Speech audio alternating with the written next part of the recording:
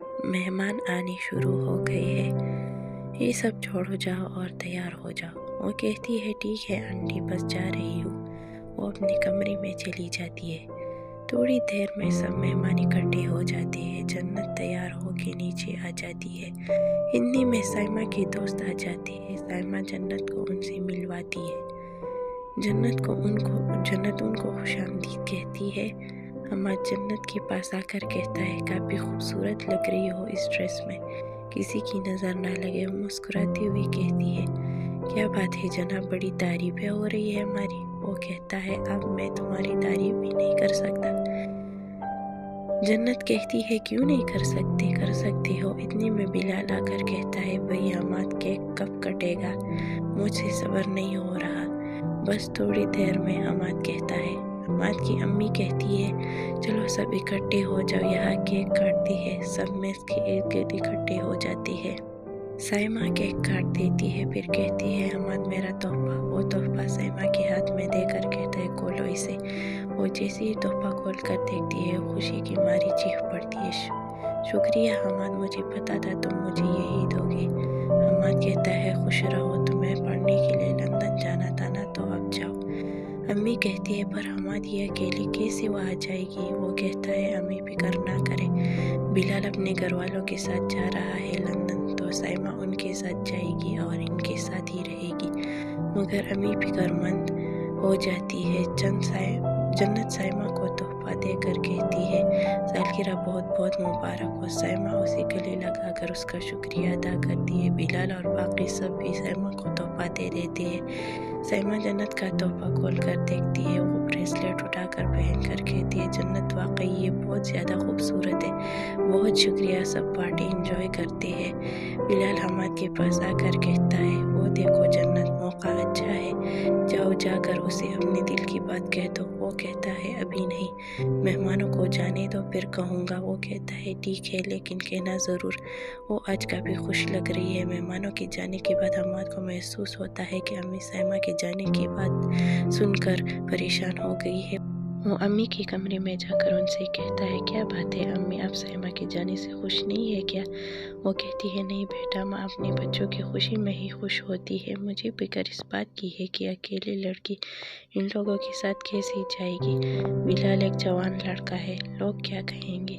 اتنے میں بلال دروازے پر دستک دے کر اندر آ جاتا ہے اور کہتا ہے آنٹی آپ فکر نہ کریں، اگر آپ برا نہ مانیں تو میں ایک بات کہنا چاہتا ہوں۔ وہ کہتی ہے نہیں بیٹا بولو کیا بات ہے۔ وہ کہتا ہے میں سائمہ سے شادی کرنا چاہتا ہوں، اگر آپ کو اعتراض نہ ہو تو میں اپنی امی کو کہہ دیتا ہوں۔ حماد اس بات سے بہت خوش ہوتا ہے، پھر وہ کہتا ہے امی آپ ایک بار سائمہ سے پوچھ لیں، اگر اسے کوئی اعتراض نہیں تو ہم بات پکی کر لیتے ہیں، اور بابا سے بھی بات کر لینا۔ امی سائمہ اور اس کے ابو سے بات کرتی ہے۔ دونوں کو اس رشتے سے کوئی اعتراض نہیں ہوتا۔ وہ سائمہ اور بلال کی شادی کی تیاری شروع کر دیتی ہے۔ ان کی بات پکی ہو جاتی ہے، سائمہ کی شادی ہو جاتی ہے اور وہ بلال اور اس کے گھر والوں کے ساتھ لندن چلی جاتی ہے۔ جنت کی محنت رنگ لاتی ہے اور وہ اپنے لیے ایک خوبصورت بنگلہ اور گاڑی خرید لیتی ہے۔ کچھ دنوں بعد وہ حماد کے گھر والوں کو اکٹھا کر کے کہتی ہے میں اپنے گھر شفٹ ہونا چاہتی ہوں۔ حماد کے پاپا کہتے ہیں کیا ہوا بیٹا، یہاں کوئی مسئلہ ہے آپ کو، کیا آپ یہاں خوش نہیں ہو؟ وہ کہتی ہے نہیں انکل، آپ سب سے مجھے اتنا پیار ملا، میں خوش کیوں نہیں ہوں گی، لیکن مجھے اپنے گھر جانا چاہیے، وہاں پر میں خوش رہوں گی، مجھے سکون ملے گا۔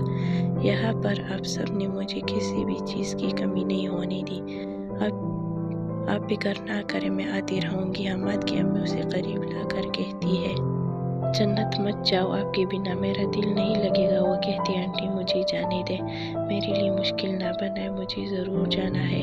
وہ کہتی ہے ٹھیک ہے پر تمہیں روز مجھ سے ملنے آنا ہوگا۔ مسکراتی ہوئی کہتی ہے ٹھیک ہے آنٹی، میں آؤں گی۔ حماد یہ سب سن کر کچھ کہے بنا اپنے کمرے میں چلا جاتا ہے۔ جنت اس کو دیکھ کر اس کے پیچھے پیچھے کمرے میں چلی جاتی ہے۔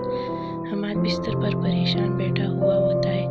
جنت اس کے پاس آ کر بیٹھ جاتی ہے اور کہتی ہے کیا بات ہے حماد، क्या तुम मेरी अपने पैरों पर खड़े होने से खुश नहीं हो?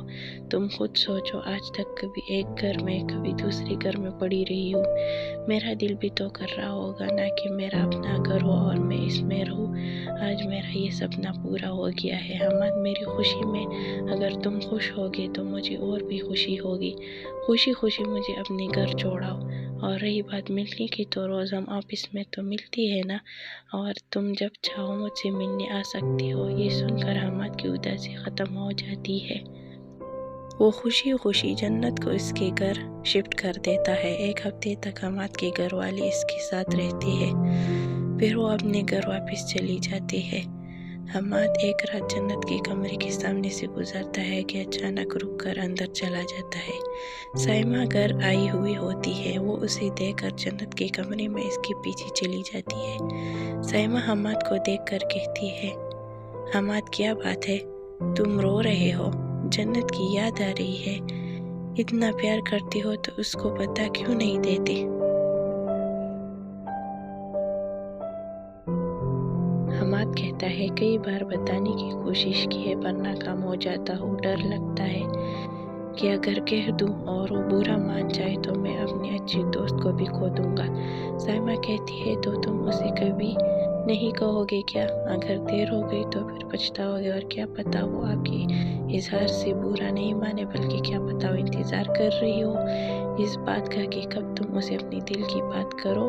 वो कहता है, ठीक है, मुनासिब वक्त देकर इस बार ज़रूर कहूँगा। हमाद दिल में ठान लेता है कि कल जन्नत के पास जाकर उसे ज़रूर अपनी दिल की बात कहूँगा। रात भर वो जन्नत के बारे में सोचता रहता है। सोचता है कि कैसे जन्नत को वो अपनी दिल की बात बताएगा।